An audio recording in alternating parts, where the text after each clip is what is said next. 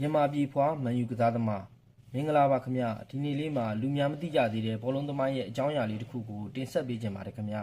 အင်္ဂလိပ်ပရီးမီးယားလိထိပ်သီးကလပ်မန်ချက်စတာယူနိုက်တက်ဘောလုံးအသင်းဟာသမိုင်းစင်လာကြီးမားသလိုကမ္ဘာအကောင်းဆုံးဘောလုံးသမားများစွာမွေးထုတ်ပေးတဲ့ကလပ်အသင်းတစ်သင်းဖြစ်ပါတယ်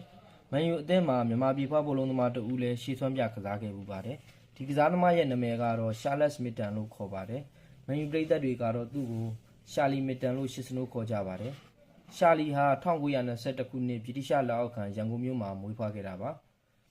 နောက်ပိုင်းမှာသူ့ရဲ့မိဘများနဲ့အတူအင်္ဂလန်ကိုလိုက်ပါသွားခဲ့ပါတယ်ဘယ်တောင်မှတခြားမှာလျင်မြန်ပြီးတိကျတဲ့ဘောလုံးပေးဖို့မှုတွေနဲ့ရှေ့ဆောင်ရကစားလေးရှိတဲ့သူ့ကို1946ခုနှစ်မှာတော့မန်ယူအသင်းကခေါ်ယူခဲ့ပါတယ်တိတ်မကြခင်မှာပဲသူဟာမန်ယူအသင်းရဲ့ကနဝင်နီးပြကြီးဆာမတ်ဘက်ဘီရဲ့အသင်းမှာအရေးပါတဲ့ကစားသမားတဦးဖြစ်လာပါတယ်နောက်ပိုင်းနှစ်တွေမှာတော့အင်္ဂလန်ဘောလုံးလောကရဲ့ကစားသမားများပေါ်လာစာကန့်သက်ချက်များကြောင့်သူဟာအဲ့ဒီခေတ်ကခက်ခဲတဲ့ဆုံးဖြတ်ချက်တစ်ခုကိုရှခဲ့ပါတယ်။အဲ့ဒါကတော့အင်္ဂလန်ဘောလုံးလောကကိုစွန့်ခွာပြီးကိုလံဘီယာနိုင်ငံကိုတွားရောက်ကစားခဲ့တာပါ။ရှာလီဟာရန်ကုန်မြို့မှာမွေးဖွားခဲ့တဲ့ကမ္ဘာကျော်ကစားသမား